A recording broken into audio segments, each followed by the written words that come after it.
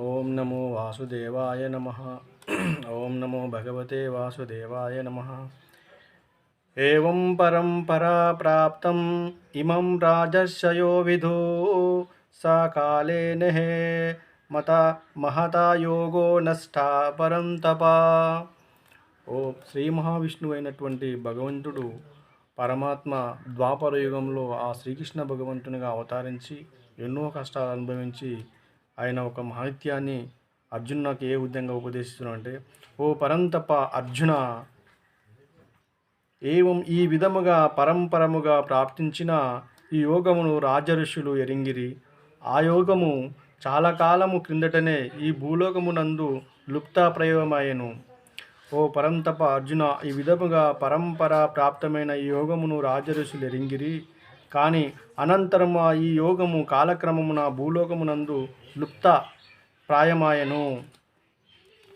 అంటే ఈ యోగమును ఈ భూలోకమున లుప్త అంటే మనకు కర్మానుసారం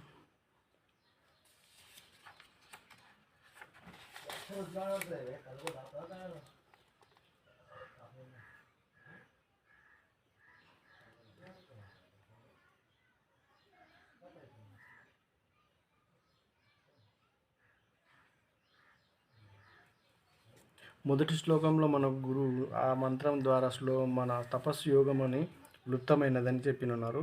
మొదట్లో శ్లోకము ఈ యోగం శాశ్వతము అవ్యాయం అని చెప్పబడినది. ఈ శ్లోకమున అది లుప్తమైనదిగా తెలుపబడినది. ఇది పరస్పర విధముగా ఉన్నది కదా, అది శాశ్వతమైనదే, అగోచు లుప్తము కారాదు. నష్టమగుటకు వీలున్నచో శాశ్వతమని చెప్పరాదు కదా. అంటే మనకి ఈ భూలోకమున ఈ యోగాన్ని ఎవరైతే అనుసరిస్తారో అది అట్లాగే నిలిచిపోతుంటుంది. కాలక్రమేణా ఈ యోగము ఎవరు దాన్ని పూర్తిగా అనుభవించారో, ఆ యోగం తెలుసుకోలేకపోతారో, అది కాలక్రమేణా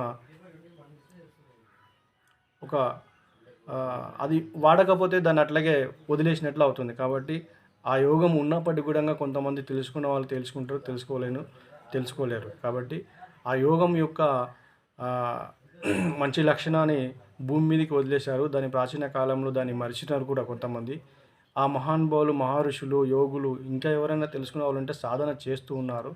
సో అట్లాంటి శ్లోకం అనేది